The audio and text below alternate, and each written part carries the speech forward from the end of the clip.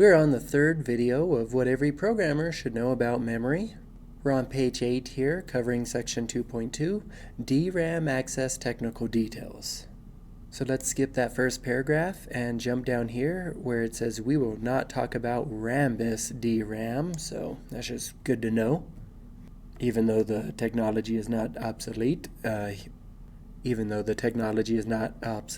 Drepper won't be talking about it in this paper.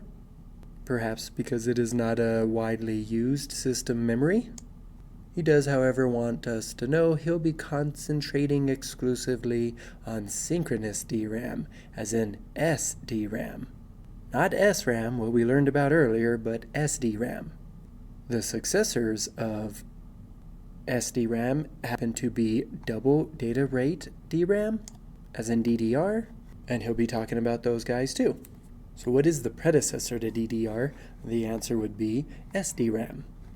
So let's start with the predecessor to DDR. Synchronous DRAM, as the name suggests, works relative to a time source. The memory controller provides a clock, the frequency of which determines the speed of the front side bus. So the question is, in SDRAM, what does the memory controller provide? The answer I like would be something like a clock to determine the speed of the front side bus. What is the front side bus? That is the memory controller interface used by the DRAM chips.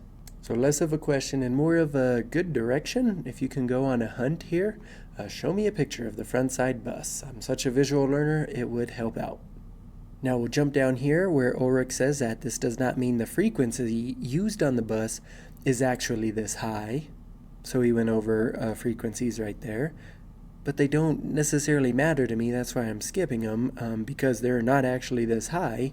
He says that instead, today's buses are double or quad pumped, meaning that the data is transported 2 or 4 times per cycle.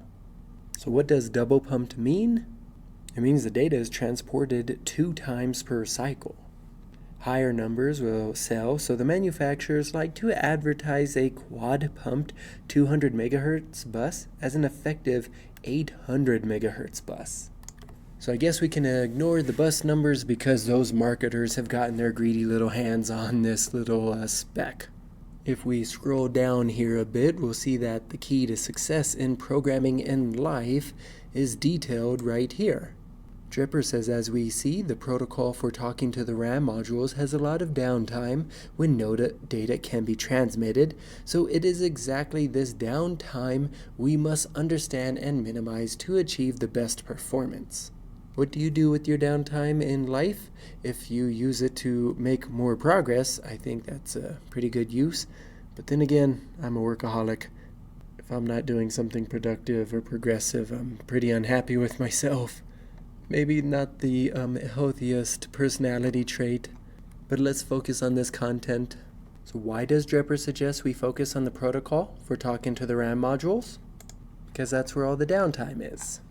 So we have a nifty chart here. We'll go ahead and skip for the sake of this video. Fans of oscilloscopes might want to look more into that. In these paragraphs, he uses some interesting terminology by saying things like setting the row address causes the RAM chip to start latching the addressed row.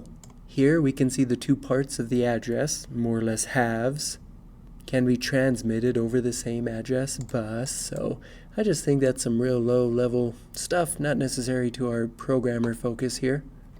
He does mention that the addressing is complete and the data can be transmitted after all this happens, and that the RAM chip needs some time to prepare for this. So the delay, the delay is usually called cache latency. So I saw that term show up so much on Stack Overflow, I thought I should mention it here. So what does the RAM chip need time to prepare for? Well, once the address is established, now the chip has to wait for the data to be sent over from that particular address. In figure 2.8 right there, it says the cache latency is 2. It can be higher or lower depending on the quality of the memory controller, motherboard, and DRAM module. So those 3 components are what determines cache latency. So memory controller, the motherboard itself, and the DRAM module. With all this preparation to get the data, it would be wasteful to only transfer one data word. This is why DRAM modules allow the memory controller to specify how much data it is to be transmitted. Often the choice is between 2, 4, or 8 words. This allows filling entire lines in the caches without a new RAS-CAS sequence. So I created these questions like this. How much is a data word? And then how many words are usually sent over after addressing is established?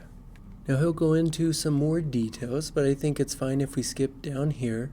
In this example, the SDRAM spits out 1 word per cycle. This is what the first generation does. DDR is able to transmit 2 words per cycle. So as you can see, whatever SDRAM was capable of, DDR could at least do twice that. Now DDR2 can be made faster, cheaper, and more reliable, and is more energy efficient.